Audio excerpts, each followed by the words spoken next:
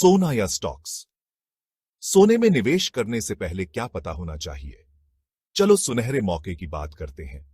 सदियों से सोना धन का प्रतीक रहा है, लेकिन आज इसमें निवेश क्यों करें? सबसे पहले, सोना इन्फ्लेशन से बचाव का एक बढ़िया तरीका है। जब कीमतें बढ़ती हैं, तो अक्सर सोने की कीमत भी बढ़ जाती है, जो आपकी खरीदने की ताकत को बचाता है। दूसरा, यह आपके पोर्टफोलियो में वैरायटी लाता है। सोने में निवेश करने का मतलब है कि आप सब कुछ एक ही जगह नहीं लगा रहे हो, और आखिर में आर्थिक अनिश्चितता के समय में यह एक सुरक्षित ठिकाना है। बाजार में उतार चढ़ाव होने पर भी सोना अपनी कीमत बनाए रखता है। शुरू करने के लिए तैयार हो? आप फिजिकल सोना, गोल्ड ईटीएफ्स या गोल्ड स्टॉक्स खरीद सकते हो। यह आसान, सुरक्षित और समझदारी भरा कदम है। तो फिर देर किस बात की? आज ही सोने में निवेश करके अपनी चमक बढ़ाओ।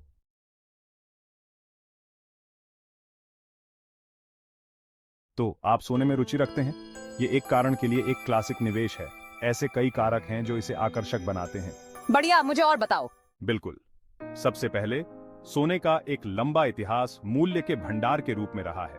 मुद्राओं के विपरीत, जो मुद्रास्फीति के कारण उतार चढ़ाव कर सकती हैं, सोना समय के साथ अपना मूल्य बनाए रखता है। ये समझ में आता है। तो ये मेरे पैसे की रक्षा करता है? बिल्कुल। इसे आर्थिक अनिश्चितता के दौरान एक सुरक्षित आश्रय स्थल के रूप में भी देखा जाता है।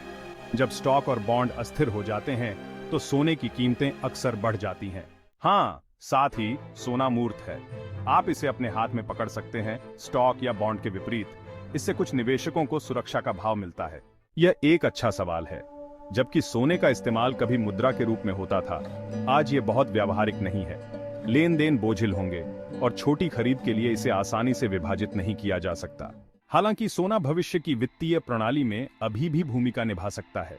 दुनिया भर के केंद्रीय बैंक सोने के भंडार को सुरक्षा के रूप में रखते हैं। निश्चित रूप से अंत में सोना विविधीकरण, स्थिरता और मुद्रास्फीति के खिलाफ बचाव प्रदान करता है। यह कई पोर्टफोलियो के लिए एक बुद्धिमानीपूर्ण अर्गेंसुंग है, लेकिन यह पूरी तरह से मुद्राओं को बदलने की संभावना नहीं है। बिल्कुल। आइए चर्चा करें कि आपके निवेश लक्ष्यों के लिए कितना सोना उपयुक्त हो सकता है। सोच रहे हो क्या फ्यूचर में कैसी करेंसी चलेगी? तो ये सुनकर दिमाग हिल जाएगा। सोना वर्सेस बिटकॉइन, कौन जीतेगा?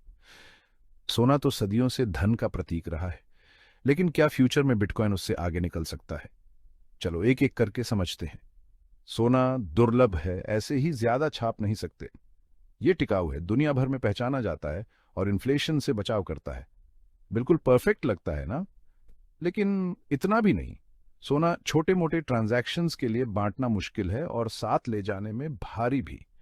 साथ ही इसे सेफ रखने की भी जरूरत होती है। तो स्टेज पर आता है बिटकॉइन। बिटकॉइन तो डिजिटल है, आसानी से बांटा जा सकता है और कैरी करने में आसान, लेकिन यह बहुत उतार चढ़ाव वाला है और अभी हर जगह नहीं चलता। तो फ्यूचर क्या होगा? शायद एक हाइब्रिड सिस्टम।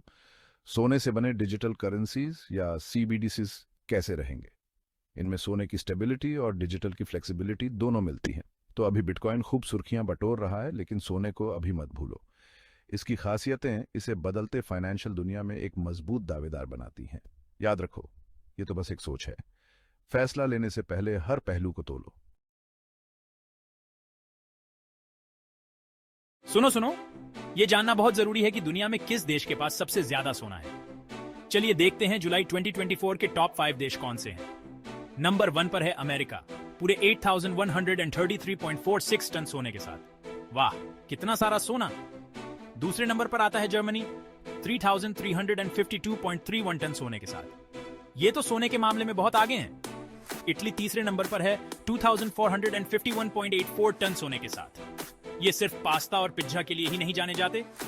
फ्रांस चौथे नंबर पर है 2436.91 टन सोने के साथ। सोने के मामले में भी कम नहीं।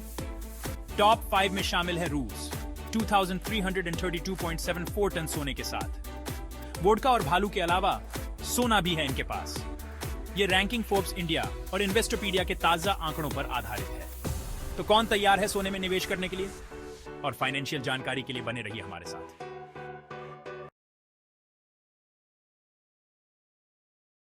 चलिए देखते हैं क्यों देश सोने का खजाना इकट्ठा कर रहे हैं।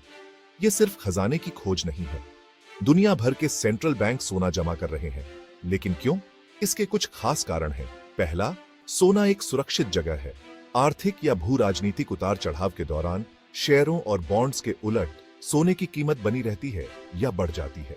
दूसरा, डाइवर्सिफिकेशन। सोना जोड़ने से किसी एक एसेट टाइप जैसे अमेरिकी डॉलर पर निर्भरता कम होती है और करेंसी के उतार चढ़ाव के जोखिम भी कम होते हैं। तीसरा, लंबी अवधि का मूल्य। कागजी मुद्राओं के विपरीत जिन पर महंगाई का असर पड़ता है, सोने की सीमित आपूर्ति इसे समय के साथ मूल्य का भरोसेमंद भंडार बनाती है। चौथा, भू राजनीतिक तनाव।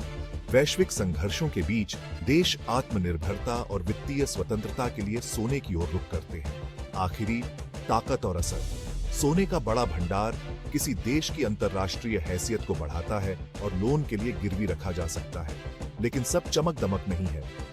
बड़ी मात्रा में सोना स्टोर करना महंगा है, इसका मूल्य धीरे धीरे बढ़ता है और सोने में भारी निवेश का मतलब है शेयरों या रियल एस्टेट से संभावित उच्च रिटर्न से चूकना। इन चुनौतियों के बावजूद सोने के भंडार को बढ़ाने का चलन जारी रहने की संभावना है, खासकर मौजूदा आर्थिक और भू राजनीतिक अनिश्चितताओं के साथ। देशों को एक विविध और सुरक्षित वित्तीय रणनीति के लिए लागत और लाभों को संतुलित करना होगा।